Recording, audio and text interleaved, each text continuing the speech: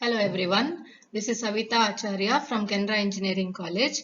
In this video lecture, we will deal with the more examples in gate level modeling. Now that we have seen the basic primitive gates in Verilog and their instantiation, we'll look into a few examples using gate level modeling. So first one is the gate level multiplexer.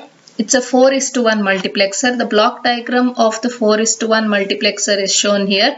Block diagram is nothing but a black box with the name of the module written. That is, I have given some valid identifier name, that is MUX41. 4:1 multiplexer has got 4 inputs I0, I1, I2, I3, one output out along with the two select lines S1 and S0. So these are the same terminals or the port list that I'll be giving in the module definition.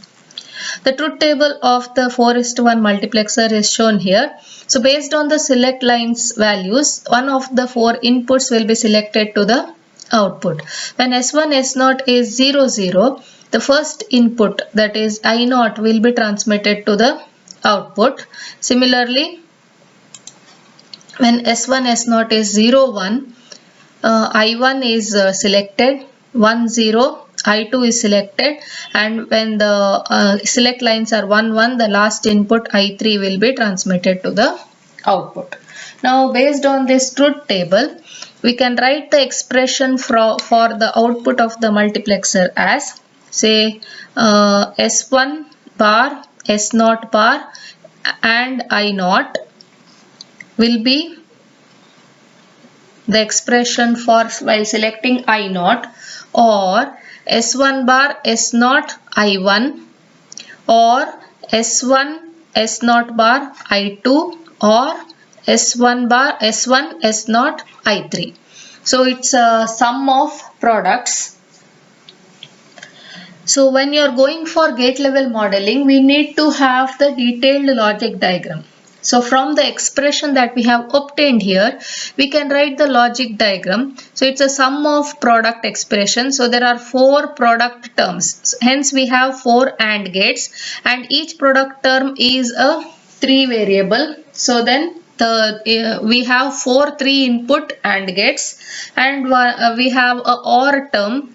It's a sum of products, so the sum term of these 4 product terms, and hence we have 4 input OR gate as a component, and also we need a complement of S1 and S0 for realizing this expression. So there are 2 inverters to find the complement of S0 and S1. So this is very important. The block diagram, appropriately labeled block diagram, is required for writing the module definition, and the appropriately labeled detailed logic diagram is required for component instantiation. That is, especially when you are writing the program using gate level modeling style. So from the block diagram, I write the module definition line. So module definition is module. Name of the module is MUX41. So just refer the block diagram for writing the module definition, followed by the port list. So the port list is I0, I1, I2, I3, S1, S0, and finally out.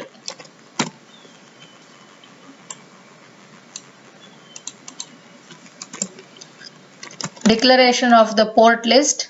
Input are I0, I1, I2, I3 and S1, S0.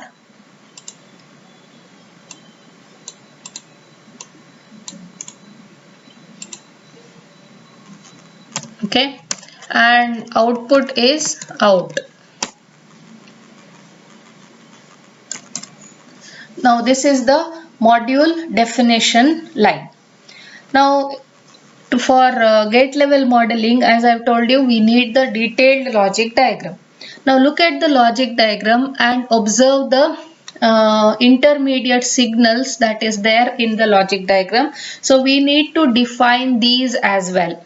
So declaring these are simply declaring as wires. So if you see wire, we have y0, y1, y2, y3. So y0, y1, y2, y3,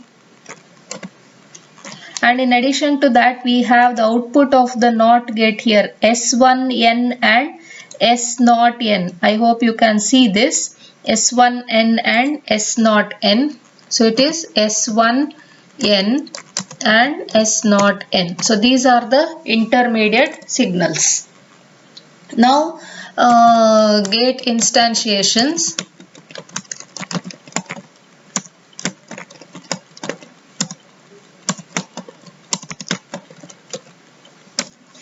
So how many instantiation statements are there?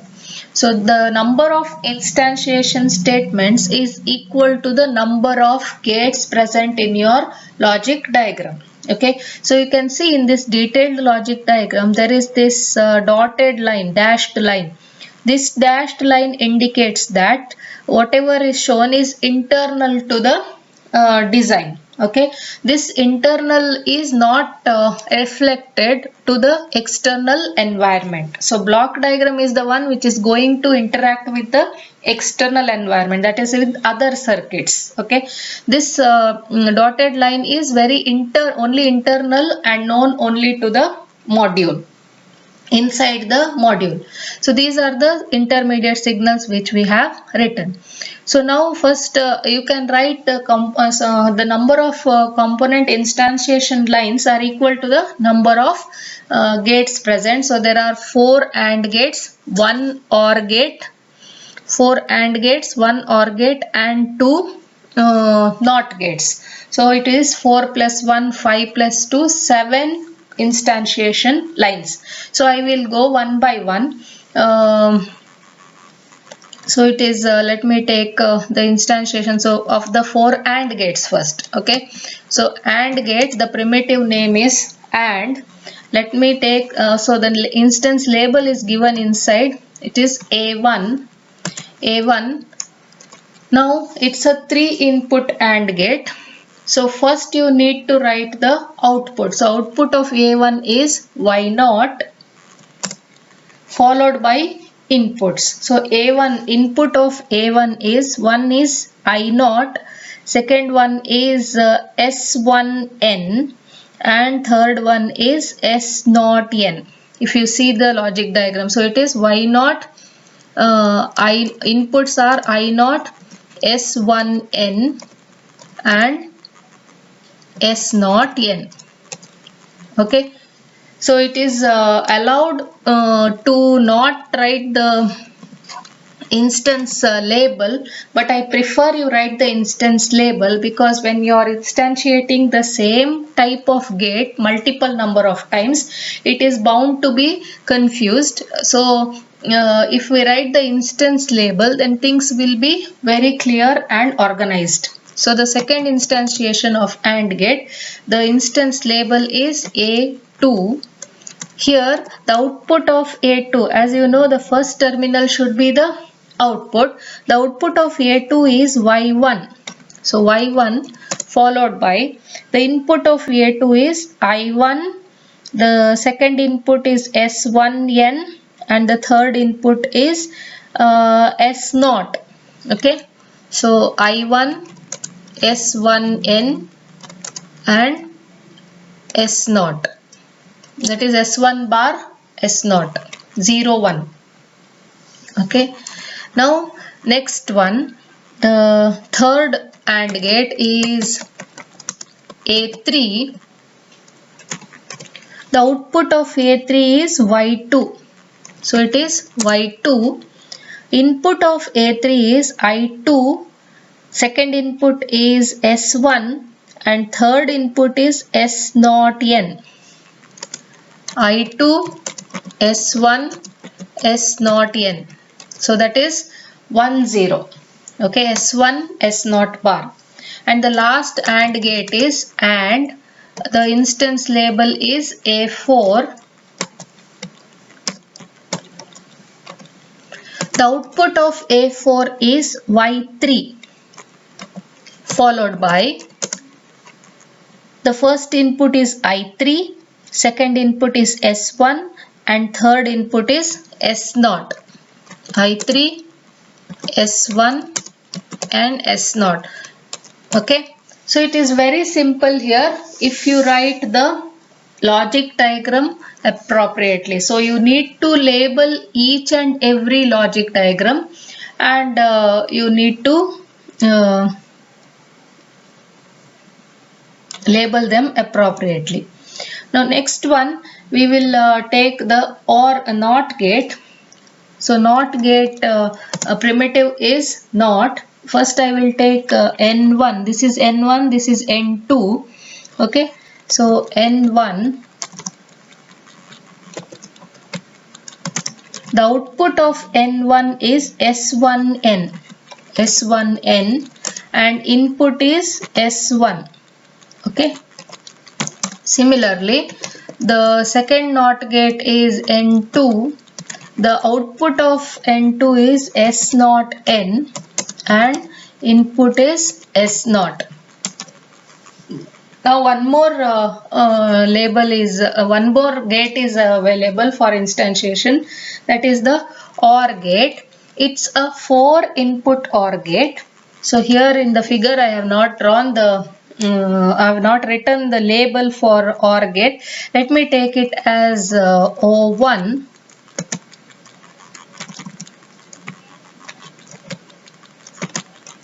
Okay, and the output of OR gate is out. Okay, or I will not give the label because there is only one OR gate. Okay, out. Input to OR gate is Y0, Y1, Y2, Y3. Y0, Y1, Y2, Y3 are already realized. Even if it is not realized, you can do it later, because here in Verilog the order in which you write the statements is not important. Y1, Y2 and Y3. Okay, now end module. So this is the complete program of the gate level 4:1 multiplexer. So remember, always be systematic. First write the block diagram exactly, and the same thing you replicate here textually in the module definition line, the names and the port list. Okay, then once you have the logic diagram, try to first declare the intermediate signals. The names should be same as you have given in the detailed logic diagram, as we have done here. Then again, component instantiation also, the number of component instantiation lines will be exactly equal to the number of gates available in your logic diagram. Don't worry about the order in which you have to write the logic instantiation. You can write OR first and later, not last, any order you can follow. So while instantiating, when there are multiple gates, see to it that you label the components. Okay, because here AND we have 4 AND gates, so that's why the unique label is required. Otherwise, while instantiating, you will get confused. Okay, and since OR gate is only one, I have not labeled that. You can directly write, because that is also valid statement in Verilog. The stimulus block of the MUX 4:1 multiplexer we will write now. So the test bench program starts with the module. Let MUX 4:1 underscore TB be the name of the module for test bench. And as you know, there is no port list, so we write empty port list.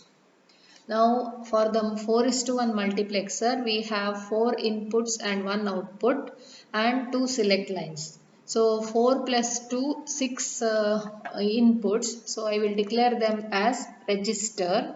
register, say I will give same names for simplicity, I1, I2, I3 and S0 and S1. These are the select lines. And one output, that is out, I will declare it as register. Next is instantiating the 4:1 marks. We have given MUX 41 in uppercase. This is the name of the module. And let me take M1 as the instance label and in the same order. So here the variables are in the port list. I have to put it in the same order because I'll be connecting the ports by order and not by name. So followed by out. So this is the instantiation line. After this, we will move on to give the stimulus, that is inside the initial block between begin and end. So here if you remember, if you see, first we need to give some value to the input, and depending on the select line, this one of the four inputs will be selected at the output. So let me take randomly some value, say I0 I will give as initially, I will give I0 as it's a single bit value, say 1B 1, and I1 I will give as 1B0 and I2 as 1B0 again and I3 as 1B1. So the data that I have given, so let me take this as 0. So the data that I have given from MSB to LSB is 0, 0, 0, 1. Okay, so this is one time assignment, so I'm not going to change the input values. Now based on which input value, one of the four inputs I want to select, I will give different select lines. So let me give it as a comment, say to choose I0, what is the select line I need to give. That is, I will give S1 as say 1B0 and S0 also as 1B0. So if I give this value, say at time t equal to 0, so we have not given any time unit here. That means the assignment will be done at time t equal to 0. So at this point, the four inputs I0, I1, I2 and I3 are assigned with these values. And at the same time, that is t equal to 0, S1 and S0 will be assigned 0, 0.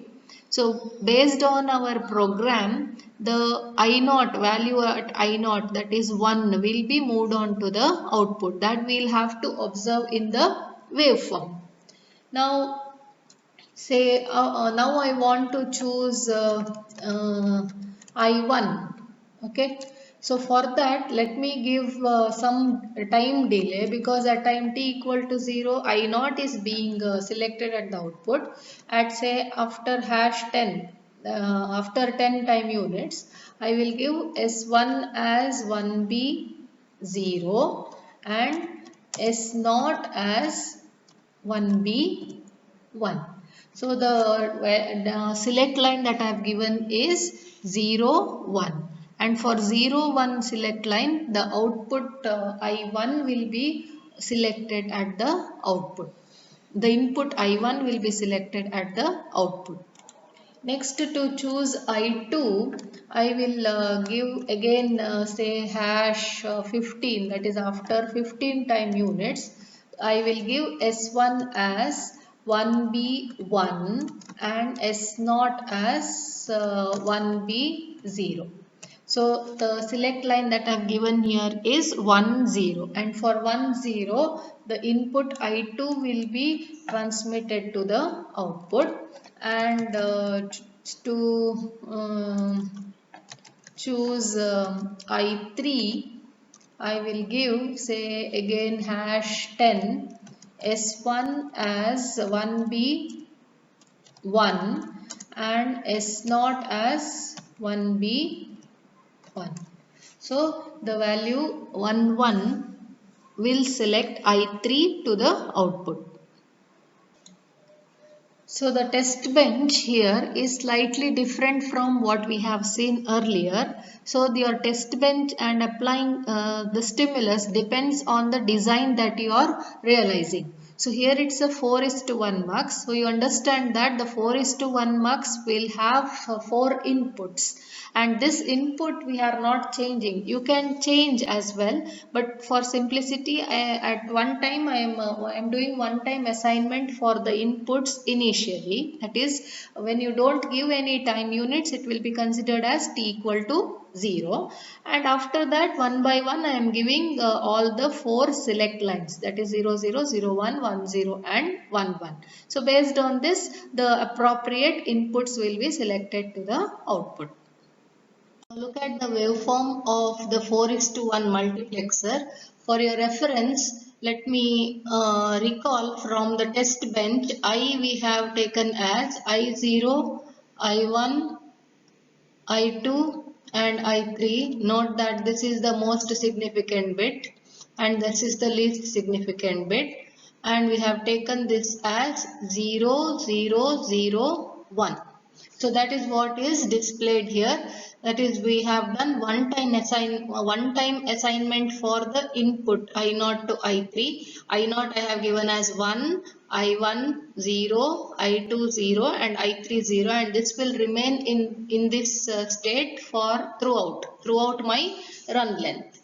Now the selection of the inputs depends on the select lines. So the select lines I have changed for every 10 time units. So for S0 and S1 is 0 0 at time t equal to 0. So when S0 and S1 are 0 0, whatever is at I0 will be transmitted to the output. So I0 is 1, so the output is 1. Next is S1 is 0 and S0 is 1. This is after 10 time units. Okay. So for 0 1, I1 will be selected. I1 is 0. Okay. So the output is 0. Next, say after 15 time units, so 10 plus 15, it will be 25. At 25, I have made S1 1 and S0 0. That is 1 0 combination. For 1 0, I2 will be transmitted to the output. I2 is also 0. That's why output is 0.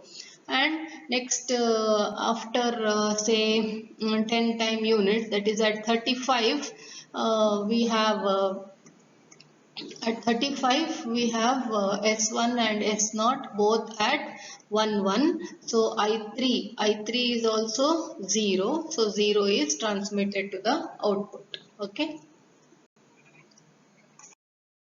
In this video, I have dealt with the 4:1 multiplexer and 4-bit full adder using gate level modeling.